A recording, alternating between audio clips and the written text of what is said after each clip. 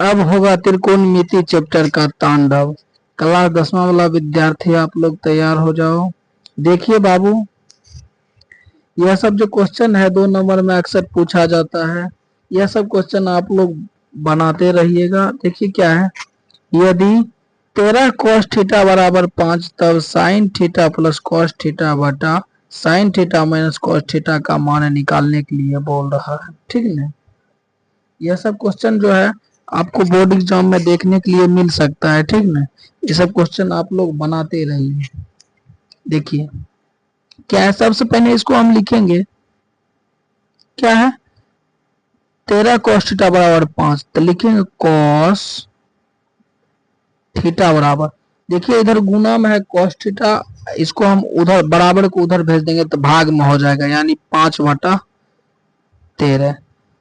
तो cos theta बराबर formula क्या होता है बाबू, b/h, यानी आधार बटा कर्ण। समझ में आ रहा है आपको, आधार को b से सूचित करेंगे और कर्ण को h से, आधार बटा कर्ण। समझिए आप, लेकिन लंब नहीं दिया हुआ है, लंब का मान पहले निकालना पड़ेगा, यानी p बराबर फॉर्मूला आप लोगों को बताए थे हम, यानी h² माइनस b²। दो को मान दिया हुआ है तो एगो को मान निकल सकता है, कोई दिक्कत नहीं। h का मान 13 है तो 13 लिखेंगे, स्क्वायर माइनस यहाँ पर 5 है तो 5, b का मान कितना दिया हुआ 5 है, 5 लिख दिए। अब देखिए 13 गुना 13 करेंगे तो कितना आ जाएगा, 169 आ जाएगा, और यहाँ पर 5 25 हो जाएगा रूट।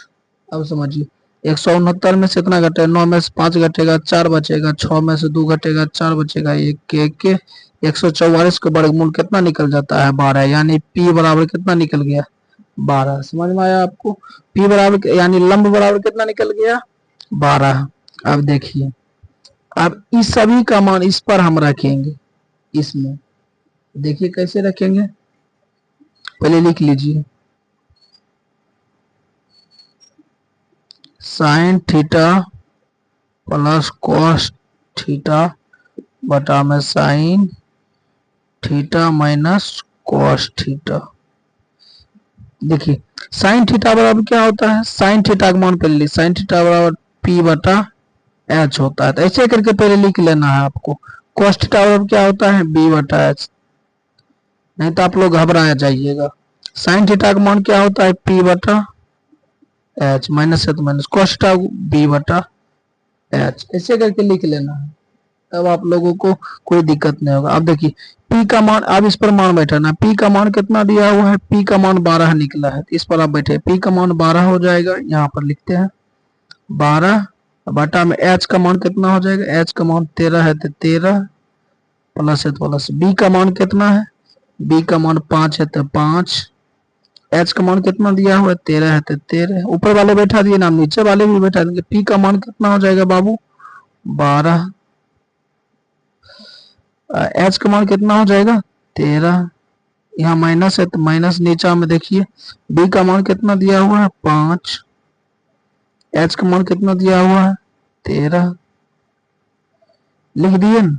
अब समझिए ऊपर वाले के भिन्न के जोड़ बना देते हैं, इसका एलसीएम 13 का 13 ही आ जाएगा, और 12 प्लस 5 हो जाएगा। यहाँ पर देखिए इसका भी उसी तरह से 13, इसका भी एलसीएम लीजिए, 13 13 का 13 ये हो जाएगा, और यहाँ पर 12 माइनस 5 हो जाएगा। अब समझिए 13 है तो 13 ये लिखेंगे एलसीएम, इसको 12 5 कितना हो जाएगा बाबू 17, फिर बटा लिखेंगे, इसको भी कर लीजिए, 13 है तो 13 ये लिखेंगे, 12 में से 5 घटेगा तो कितना बच जाएगा 7 5 और 7 आ जाएगा।